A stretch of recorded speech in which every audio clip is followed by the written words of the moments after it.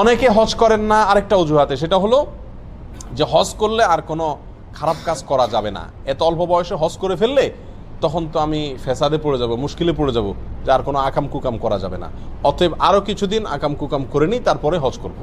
অনেকেই এরকম বলেন। অনেক তরুণ জওয়ান মানুষ আল্লাহ পয়সা করে দিয়েছেন, হজ করতে বললে বলে যে হুজুর আরেকটু পরে, এখনো সময় হয় নাই, এখন হজ করলে হজ ধরে রাখতে পারবো না, হজের মর্যাদা কি করতে পারবো না, ধরে রাখতে পারবো না।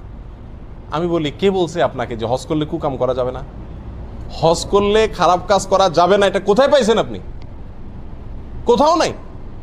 কুকাম হজ করলেও করা যাবে না, হজ না করলেও করা যাবে। কি বলেন? হজ না করলে কি গুনার কাজ করা যাবে? হজ না করলে কি দাঁড়িয়ে চাচা যাবে?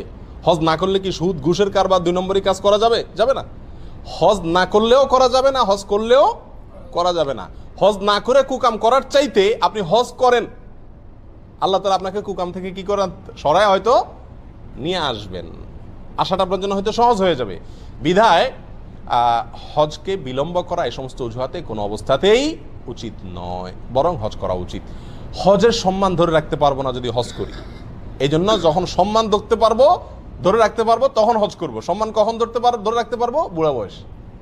এই জন্য বুড়া বয়সে যায় কি করে, হজ করে, কারণ বুড়া বয়সে আর কুকাম করার শক্তি সামর্থ্য কিছু এমনিও থাকে না। অতএব ওই বয়সে যায় একটু হজ করে চলে আসলে হজের আর কি হবে না, কোনো অসম্মান হবে না। এগুলো নিজের সঙ্গে নিজে প্রতারণা করার শামিল, নিজেকে নিজে ধোঁকা দেওয়ার শামিল।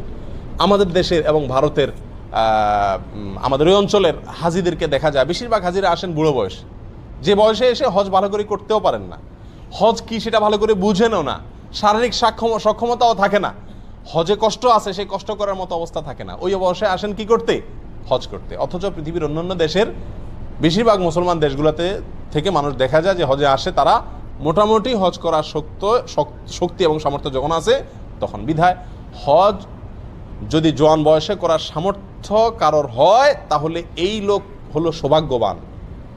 এ হলো হজ করার সবচেয়ে মোক্ষম সুযোগ, যে জোয়ানিও আছে, পয়সাও আছে। এর চাইতে মোক্ষম হজের জন্য আর কোনো সুযোগ হতে পারে না। বিধায় জোয়ানকালে শক্তি সামর্থ্য অবস্থাতেই হজ করা উচিত। হজ করলে আর খারাপ কাজ করা যাবে না, এই কথাটা ঠিক না, বরং খারাপ কাজ কোনো অবস্থাতেই করা যাবে না, তার সাথে হজের কোনো সম্পর্ক নাই।